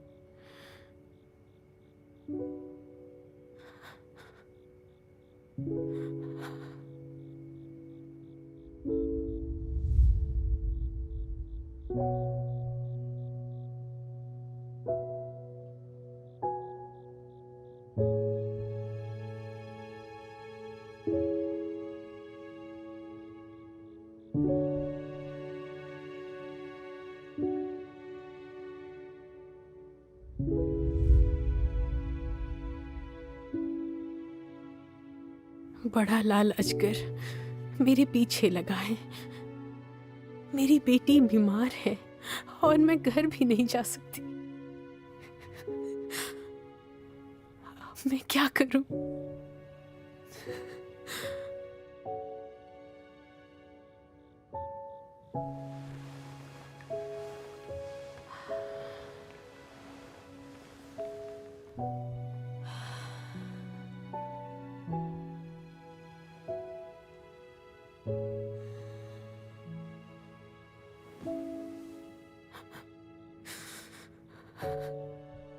परमेश्वर, मैं मुसीबत में हूँ। अगर उसे कुछ हो गया तो मैं क्या करूंगी?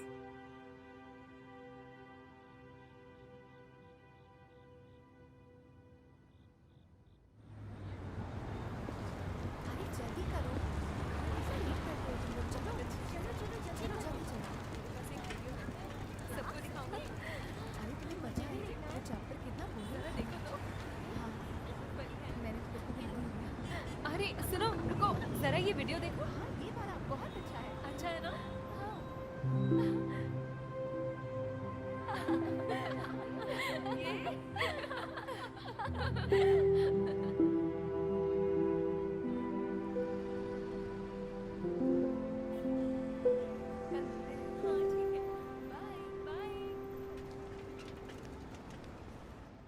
परमेश्वर इन स्थितियों का निर्माण हमें पूर्ण करने और बचाने के लिए करता है।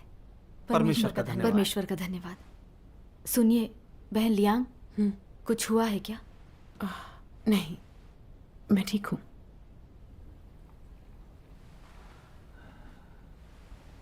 आज की सभा जल्दी समाप्त कर देते हैं। जरूर।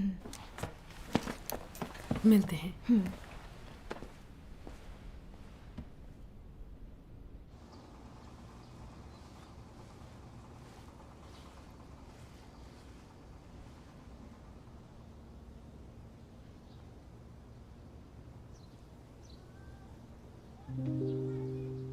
मैंने परमेश्वर के लिए अपने परिवार को त्याग दिया। उसे हमारी रक्षा करनी चाहिए। फिर मेरी बेटी को कैंसर कैसे हो गया? क्या परमेश्वर मेरी परीक्षा ले रहा है?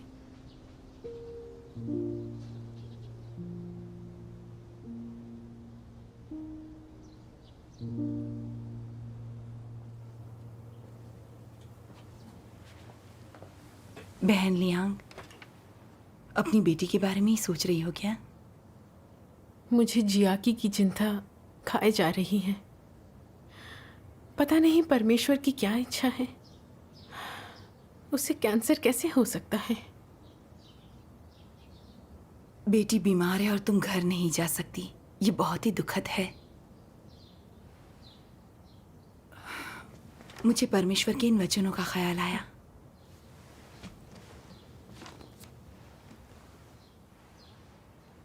परीक्षणों से गुजरते हुए लोगों का कमजोर होना या उनके भीतर नकारात्मकता आना या परमेश्वर की इच्छा पर या अभ्यास के लिए उनके मार्ग पर स्पष्टता का अभाव होना स्वाभाविक है। परंतु हर हालत में अय्यूब की ही तरह तुम्हें परमेश्वर के कार्य पर भरोसा अवश्य होना चाहिए और परमेश्वर को नकारना नहीं चाहिए। यद्यपि अय्यूब कमजोर था और अपने जन्म के दिन को धिक्कारता था, उसने इससे इनकार नहीं किया कि मनुष्य को सभी चीजें यहोवा ने दी थीं और यहोवा ही उन्हें वापस ले सकता है। चाहे उसकी कैसी भी परीक्षा ली गई, उसने अपना विश्वास बनाए रखा। अपने अनुभव में परमेश्वर के वचनों से तुम्हारा शुद्धिकरण चाहे जैसा भी हो, परमेश्वर को इंसान से अपने लिए विश्वास और प्रेम की अपेक्षा है। इस तरह से जिसे वो पूर्ण बनाता है वह है लोगों का विश्वास, उनका प्रेम और अभिलाषाएं। परमेश्वर पूर्णता का कार्य करता है जिसे इंसान न देख पाता है न महसूस करता है। इन परिस्थितियों में तुम्हारे विश्वास की आवश्यकता होती है। आमीन। आमीन। उसके कैंसर के बारे में सुनकर मैं पूरी टूट गई थी। मेरी आस्था अभी कच्ची है और आध्यात्मिक का छोटा है। जब हम परमेश्वर को सब सौंपते हैं तो मुश्किल घड़ी में वह हमें राह दिखाता है।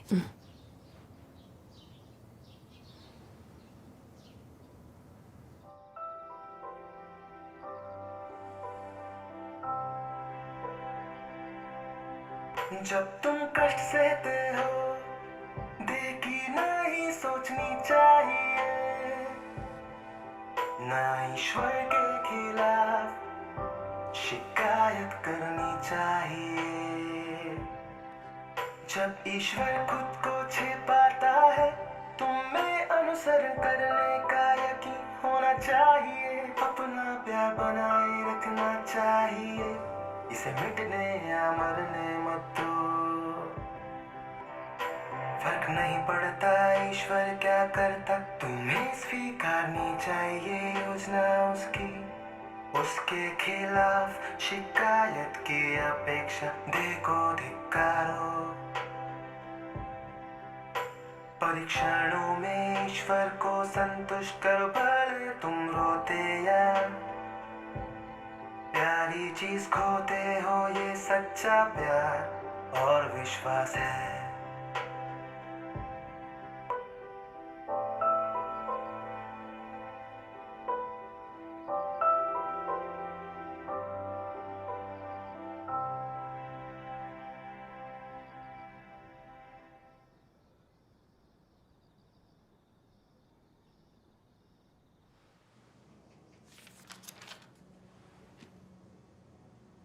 बहुत से लोग केवल इसलिए मुझ पर विश्वास करते हैं कि मैं उनको चंगा कर सकता हूं।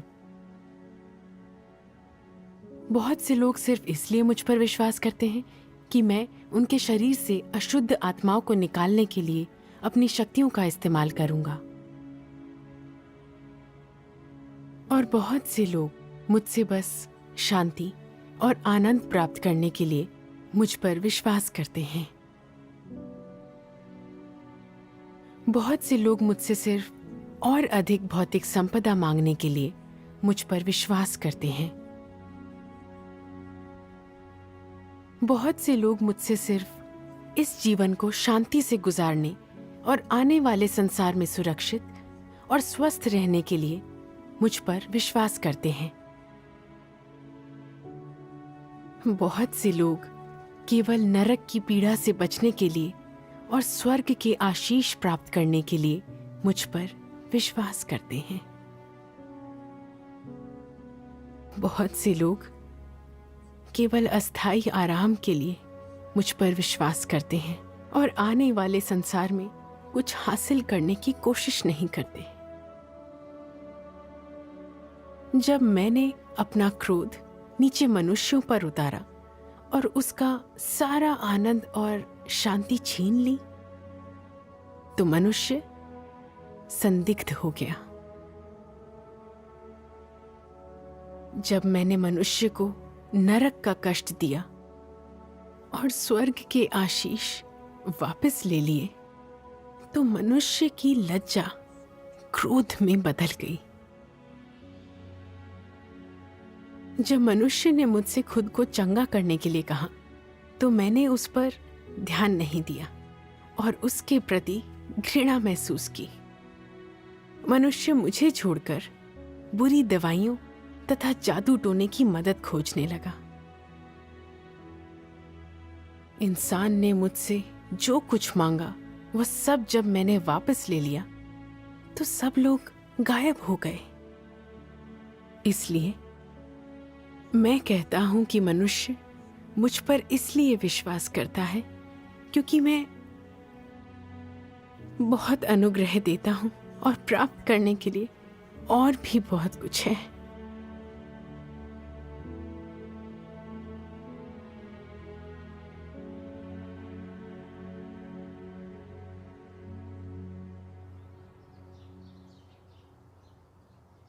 बेटी के कैंसर की सुनकर तो जैसे मुझे लकवा मार गया था। मैं कोई काम नहीं कर पाती थी। मन ही मन परमेश्वर से शिकायत करती। मैंने मुंह से ये नहीं कहा, तेरा ही काम कर रही हूं, तो तुझे तो मेरे परिवार की रक्षा करनी चाहिए। लेकिन मन में शक पैदा हो गया था, आखिर मेरी बेटी बीमार क्यों पड़ी। मुझे एहसास हुआ कि शिकायतों का मतलब है कि मैं परमेश्वर का विद्रोह कर रही थी। तो मैं समझी मेरा सारा काम और त्याग दूषित है और मैं आशीष पाने की कामना से ग्रसित थी। बेटी को कैंसर ना हुआ होता तो मुझे लगता कि मैं बहुत अच्छा कर रही हूँ। परीक्षण ने मुझे पूरी तरह से उजागर कर दिया। परमेश्वर के प्रति मेरा प्रेम और समर्पण कहाँ है? मैं अनुचित और विवेक शून्य हूँ, इंसान कहलाने लायक नहीं हूँ। अपनी बेटी की बीमारी से तुमने सबक लिया है, यह अच्छी बात है। यह परमेश्वर का आशीष है। हाँ। मुझे परमेश्वर के यह वचन याद आए। परमेश्वर में अपने विश्वास में लोग भविष्य के लिए आशीर्वाद पाने की खोज करते हैं। यह आस्था में उनका लक्ष्य होता है।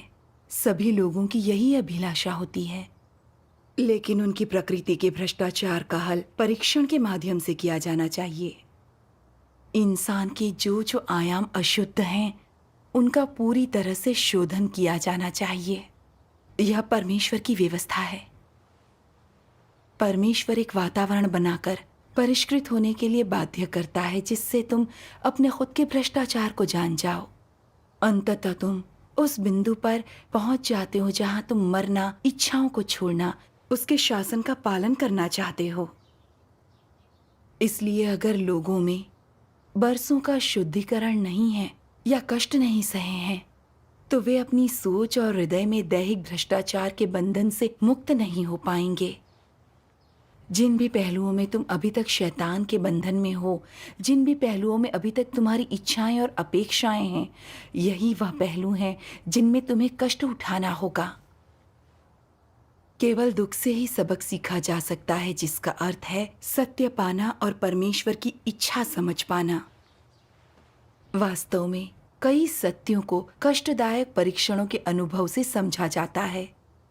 कोई भी व्यक्ति आरामदायक परिवेश या अनुकूल परिस्थिति में परमेश्वर की इच्छा नहीं समझ सकता, उसकी सर्वशक्तिमत्ता और बुद्धि को पहचान या उसके धार्मिक स्वभाव को समझ नहीं सकता। यह असंभव होगा।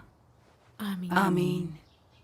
परमेश्वर के वचन एकदम स्पष्ट हैं और इंसान को बचाने का उसका कार्य भी व्यवहारिक है। जी हाँ। हाँ, पहले मैं अपनी आस्था के लिए बहुत मेहनत और त्याग करती थी, तो मुझे लगता था कि मैं परमेश्वर के प्रति बहुत समर्पित हूँ।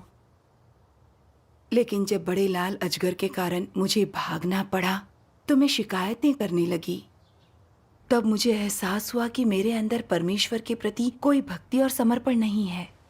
मैं सिर्फ आशीष के लिए अनुसरण करती थी, कष्ट के लिए तैयार नहीं थी।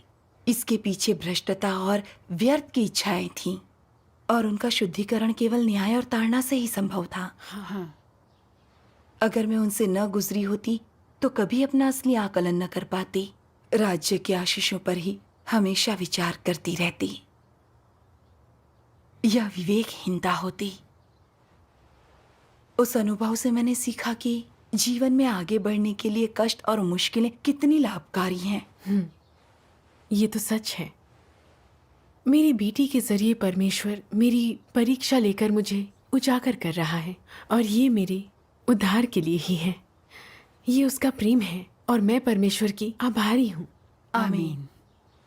परमेश्वर के वचनों को पढ़कर मुझे बहुत प्रेरणा मिलती है। इन पर नजर डालते हैं। लाओ मैं पढ़ती हूँ। अय्यूब ने परमेश्वर से किसी लेन देन की बात नहीं की और परमेश्वर से कोई याचना या कोई मांग नहीं की।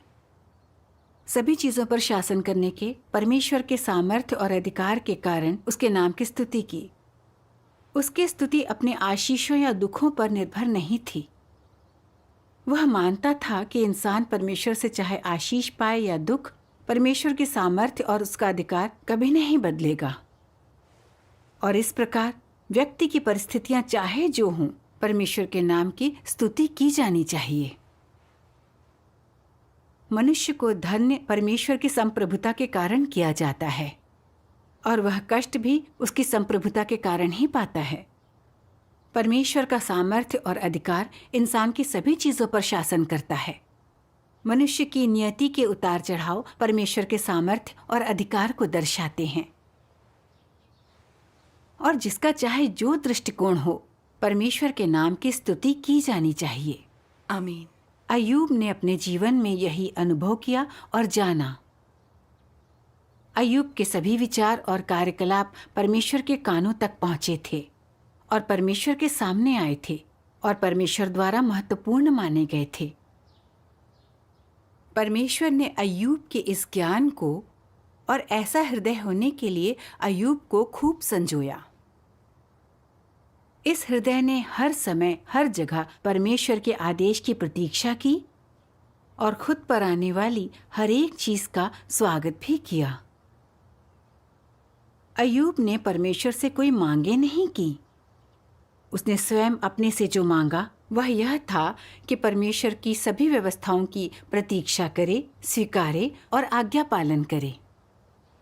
अय्यूब इसे अपना कर्तव्य मानता था और यह वही था जो परमेश्वर अय्यूब से चाहता था, क्योंकि अय्यूब का हृदय शुद्ध था और परमेश्वर से छिपा हुआ नहीं था और उसकी मानवता ईमानदार और दयालु थी। उसे न्याय और सकारात्मक चीजों से प्रेम था। केवल इस प्रकार का व्यक्ति ही ऐसे हृदय और मानवता वाला परमेश्वर के मार्ग का अनुसरण कर सकता और परमेश्वर का भय मानने और बुराई से दूर रहने में सक्षम था। ऐसा व्यक्ति उसकी संप्रभुता देख सकता था, उसका अधिकार और सामर्थ्य देख सकता था, उसकी व्यवस्थाओं के प्रति आज्ञाकारी हो सकता था। ऐसा व्यक्ति ही परमेश्वर के नाम की सच्ची स्तुति कर सकता था, क्योंकि वह जानता था कि सब कुछ परमेश्वर के हाथ में है। उसे आशीष या आपदाओं की चिंता नहीं थी। उसे पता था मनुष्य की चिंता मूर्खता, अज्ञानता, तर्कहीनता की निशानी है और सभी चीजों के ऊपर परमेश्वर की संप्रभुता के तथ्य के प्रति संदेह का और परमेश्वर का भय न मानने का संकेत है। अय्यूब का ज्ञान ठीक वही था जो परमेश्वर चाहता था। आमीन। आमीन। अय्यूब की आस्था अटूट थी। वह अच्छी तरह समझ गया था कि उसे मेहनत से जो कुछ भी मिला है वह परमेश्वर ने दिया है। इसीलिए वह कह पाया कि परमेश्वर देता है, परमेश्वर ही लेता है और प्रभु का नाम ही धन्य है। अय्यूब से तो मेरी कोई तुलना नहीं है। क्या मेरी बेटी का कैंसर परमेश्वर की अनुमति से नहीं हुआ? मुझे इस बात का अंदाजा क्यों नहीं था कि इसमें परमेश्वर की ही इच्छा निहित है। मेरी आस्था पक्की नहीं है। अब प्रार्थना और परमेश्वर के वचनों के पाठ के जरिए मैं उसकी इच्छा को समझ गई कि मेरी बेटी की नियति परमेश्वर के हाथ में है। सर्जरी चाहे जैसी भी रहे, लेकिन मैं उसकी व्यवस्थाओं का पालन करूंगी, अपना काम करूंगी और उसके प्रेम का प्रतिदान दूंगी। परमेश्वर का धन्यवाद। परमेश्वर का धन्यवाद।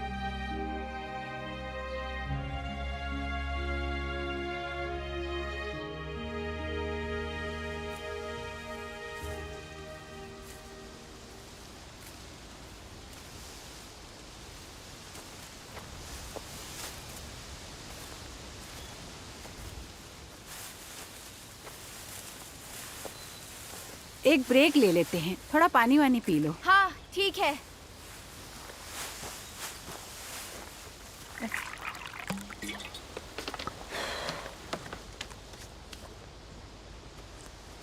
तुम्हारे घर से चिट्ठी आई है, सोचा शायद जरूरी हो तो यहीं ले आई। हाँ ठीक है।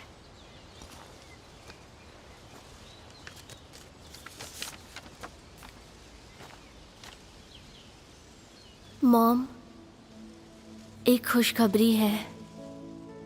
मेरी सर्जरी कामयाब हो गई।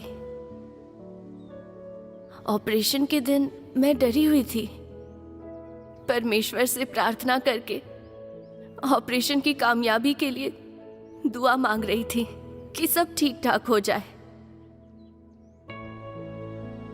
प्रार्थना के बाद मुझे कोई डर नहीं लगा और धीरे धीरे मुझे नींद आ गई। जब आंख खुली तो ऑपरेशन हो चुका था। डॉक्टर ने कहा कि ऑपरेशन अच्छा रहा। मेरी आंखों में खुशी के आंसू आ गए। मैं जानती हूं कि परमेश्वर मेरी रक्षा कर रहा था। मैं उसकी बहुत आभारी हूं। मॉम, आप चिंता मत करना। मेरी तबीयत में तेजी से सुधार हो रहा है, इसलिए निश्चिंत रहना। बस अपने काम पर और परमेश्वर के प्रेम के प्रतिदान पर ध्यान देना।